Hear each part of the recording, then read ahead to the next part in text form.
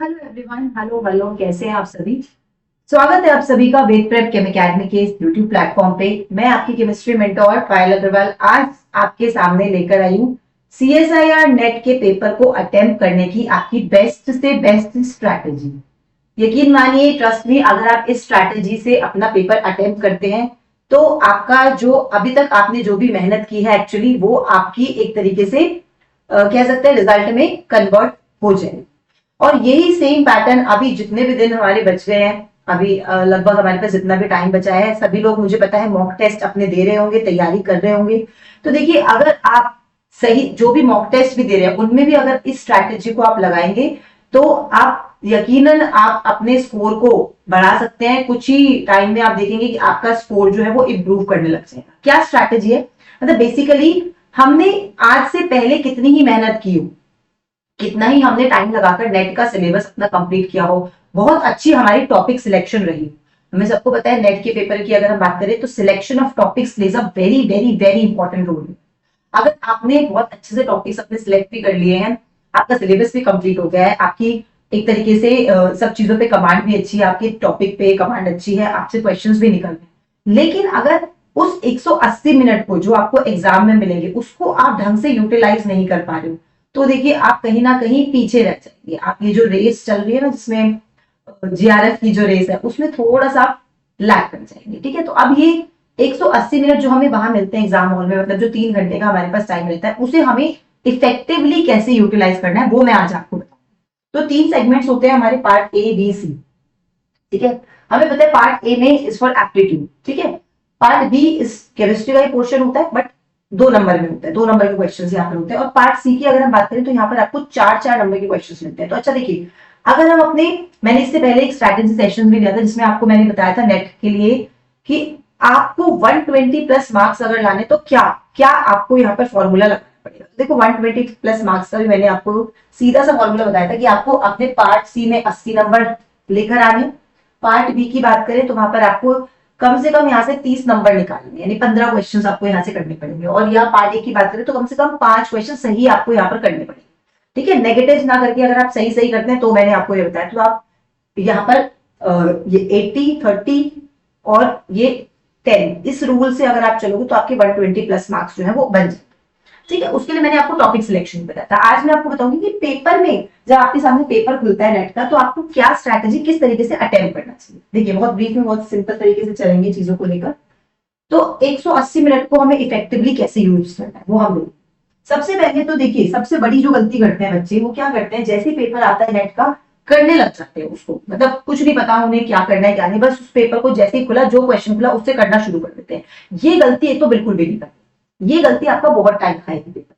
सबसे पहले आपको क्या करना है, टॉपिक सिलेक्शन। जैसे आपने पढ़ने के लिए टॉपिक सिलेक्ट किए ना, इसी तरीके से वहां एग्जाम हॉल में क्वेश्चंस करने के लिए भी आप टॉपिक सिलेक्ट करें। सबसे पहले 15 मिनट आप देंगे अपने पेपर में, जो आपको 180 मिनट मिले हैं उसके 15 मिनट आप देंगे क्वेश्चंस को काटा लगाने। देखो अब यहाँ पर नेट के पेपर में ना चॉइस बहुत, तो अगर हम पार्ट सी की बात करें, पार्ट सी तो भरा पड़ा है चॉइस से। हमें पता है पार्ट सी में हमें दिखेंगे 60 क्वेश्चंस और करने होंगे उसमें से हमें सिर्फ 25, और तुम 25 भी नहीं करोगे, 25 से कम ही करके आएंगे। तो हमें सबसे पहले तो क्या करना है, जो क्वेश्चन हम नहीं पढ़ के गए या हमें पता है हमें ये नहीं करने, उनको काटा लगाओ, यानी इन पे तो हमें दोबारा नहीं आना। ये तुम्हारा टाइम है।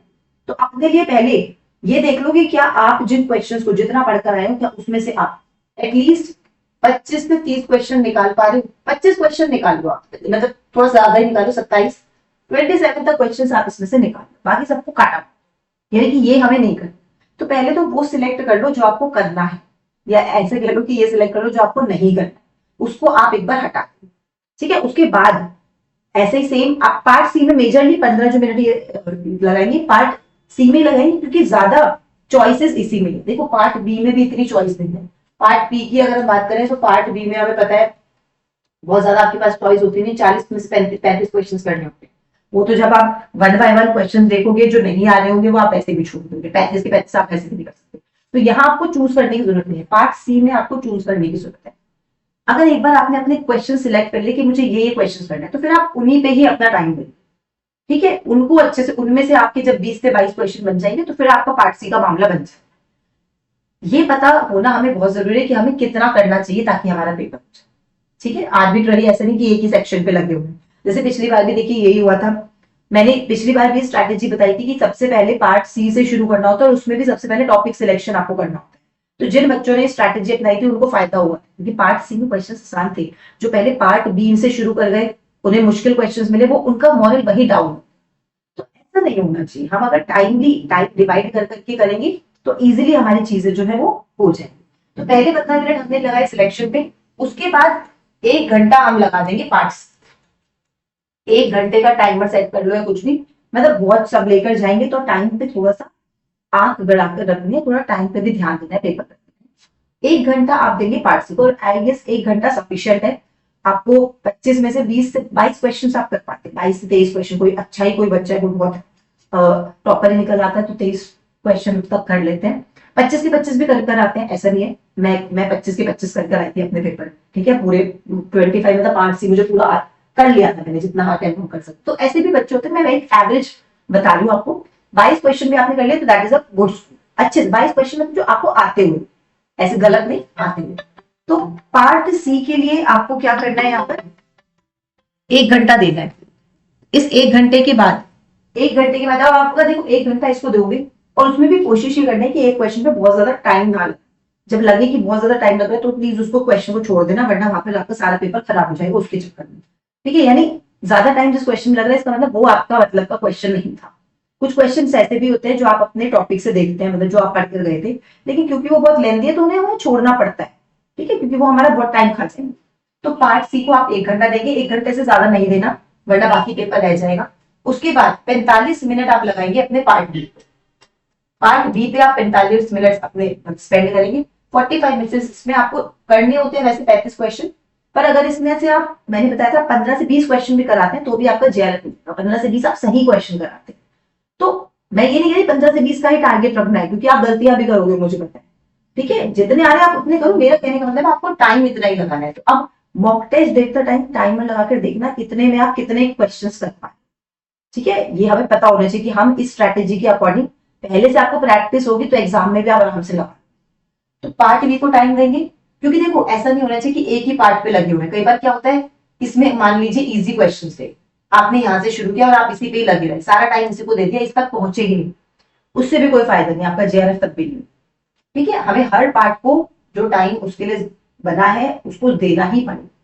और यही सेम चीज मैं बता रही हूँ आपको पार्ट ए के लिए। प्लीज प्लीज पार्ट ए को छोड़कर मत आया करो, पार्ट ए को नेग्लेक्ट नहीं करना। आप कर सकते हो, एप्टीट्यूड है, एप्टीट्यूड अगर आपने यहाँ एमएससी किया आप इतने तो एप्टीट्यूड इतना है सबके अंदर, आप कर सकते हो। 5 से 6 क्वेश्चन निकालने हैं बस इसमें, 5 से 6, 25 मिनट दे दो उसको, 25 मिनट दे दो इस टॉपिक में से, आराम से निकल जाए। ये आपको जीआरएफ तक ले जाता है ये जो सेक्शन। तो इस सेक्शन को छोड़ना नहीं। कई बार इसमें भी वही होता है, इजी क्वेश्चंस होते हैं बट हम इन्हीं में ही लगे रहते हैं, इसको छोड़ देते हैं, पता चलता है बाकी बच्चों ने इसके इजी क्वेश्चन कर दिए और उनका जीआरएफ। ठीक है, तो इस तरीके से हमें अपने टाइम को डिवाइड करना है। और लास्ट के 35 मिनट हमें जरूर रखने हैं रिव्यू के लिए। इसमें 5-10 मिनट का ऊपर नीचे चल जाएगा, ये तो मैंने आपको एक बिल्कुल तरीके से चीजें बता दी। बाकी हाँ, एग्जाम हॉल में 5-10 मिनट का चल जाएगा। लास्ट के 35 मिनट या आधा घंटा समझ लीजिए आपको कम से कम अपना पेपर को रिव्यू करने के लिए। रिव्यू का मतलब है अब आप यहाँ पर दोबारा से जाएंगे पार्ट सी पर, देखेंगे अगर कोई क्वेश्चन छूटा था या आपको अब लग रहा है कि और क्वेश्चन भी मैं कोई कर सकता हूँ, या जो मैंने किया था किसी में भी आपको डाउट हो, आपको लग रहा है मुझे चेंज करने की जरूरत है या रिव्यू करने की जरूरत है, तो आप उसको अब टाइम। ठीक है, कहने का मतलब है ऐसा नहीं होना चाहिए कि आप एक ही पार्ट पे लगे हुए हो, पूरा पेपर आपने देखा ही नहीं, पता ही नहीं चला कि पार्ट ए में एक्चुअली क्या, ऐसा नहीं होना चाहिए। तो बेस्ट स्ट्रैटेजी मैंने आप लोग को बता दी है। इस स्ट्रैटेजी से अगर आप पेपर करेंगे तो कभी भी ऐसा नहीं होगा कि आपसे क्वेश्चंस मिस हो गए, इजी क्वेश्चंस आप देख नहीं पाए, आपको पेपर का समझ नहीं आया, या आप पेपर में घबरा गए। घबराते तब है जब हमारे हाथ से टाइम जाता जाता है। तो अगर आप टाइम को अपने हाथ में रखेंगे तो आपके हाथ से, मतलब आपके हाथ में पेपर आ जाएगा एक तरीके से। ठीक है, तो देखिए हमने जितना भी अभी तक पढ़ा है, अगर आप चाहते हैं वो फ्रूटफुल रिजल्ट्स में कन्वर्ट हो तो इस स्ट्रैटेजी से मॉक टेस्ट भी लगाना आप शुरू कर दीजिए। आप देखेंगे धीरे धीरे आपके मॉक टेस्ट में भी आप इंप्रूव करना शुरू कर देंगे। ठीक है, तो ये स्ट्रैटेजी थी जो आप एग्जाम में अपने लगा सकते हैं। बाकी उन सभी स्टूडेंट्स के लिए जो हमसे जुड़ना चाहते हैं और हमसे पढ़ना चाहते हैं, आगे जो एग्जाम्स आने वाले हैं उनकी तैयारी करना चाहते हैं, तो उनके लिए मैं बता देती हूँ आपके लिए फाइनल कॉल है 13 दिसंबर तक का। ठीक है। 13 दिसंबर को ये जो आपको इतने बढ़िया बढ़िया ऑफर्स मिल रहे हैं ये सब खत्म हो जाएंगे। जैसे कि आपकी हमारी जो स्टडी किट है उस पे वो सिर्फ आपको 3999 में मिल रही है सिर्फ 13 दिसंबर तक, तो आप उसको अवेल कर सकते हैं। संस्कार 3.0 जो हमारा लाइव बैच अभी स्टार्ट हुआ है वो आपको यहाँ पर मिल रहा है 9999 में, तो उसको आप ले सकते हैं। विजय पथ हमारा जो रिकॉर्डेड बैच है 5499 में आपको मिल जाएगा। यूपीएससी जियो केमिस्ट लाइव बैच जो हमारा चल रहा है 8999 में आपको मिल जाएगा। सीएससी केमिस्ट्री ऑप्शनल जो ये भी लाइव चल रहा है ये भी आपको 9999 में मिल जाएगा। यूपीएससी जियो केमिस्ट जो रिकॉर्डेड, अगर इसी लाइव का आप रिकॉर्डेड लेना चाहते हो तो वो आपको 6499 में मिल जाएगा। सिमिलरली इसी सीएससी केमिस्ट्री ऑप्शनल का आप रिकॉर्डेड लेना चाहते हैं तो वो भी आपको 6999 में आपको यहाँ पर मिल जाएगा। तो ये बहुत अच्छे ऑफर्स आपको यहाँ पर दिए गए हैं, आप इनको अवेल कर सकते हैं। और अगर आप एक्स स्टूडेंट हैं तो आपको यहाँ पर 10% एक्स्ट्रा ऑफ भी यहाँ पर मिलने वाला है इन सभी प्राइसेस पे। इसमें स्टडी मटेरियल इंक्लूडेड नहीं, स्टडी मटेरियल पे कोई 10% एक्स्ट्रा ऑफ नहीं हुआ। तो बाकी आप इन ऑफर्स को अवेल कर सकते हैं, हमसे जुड़ सकते हैं, पढ़ सकते हैं और इस रिजल्ट, इस पोस्टर का हिस्सा बन सकते हैं। ये सारे हमारे AIR1 है। AIR1 चाहे गेट की हो, चाहे नेट की हो, चाहे जैम की हो, constantly we are achieving AIR1 and even in UPSC geochemist जैसे एग्जाम। इस साल 2025 में भी AIR1 is from wet prep chemical, AIR1, 4 and so on and so more, so many. ठीक है, तो हमसे कांटेक्ट करने के लिए इस नंबर पे आप कॉल कर सकते हैं 9136597244 या इस QR कोड को आप स्कैन भी कर सकते हैं। ठीक है, तो बाकी एग्जाम से रिलेटेड, प्रिपरेशन से रिलेटेड और इस तरीके के सेशन, स्ट्रैटेजी सेशंस में आपके लिए लाती रहूंगी।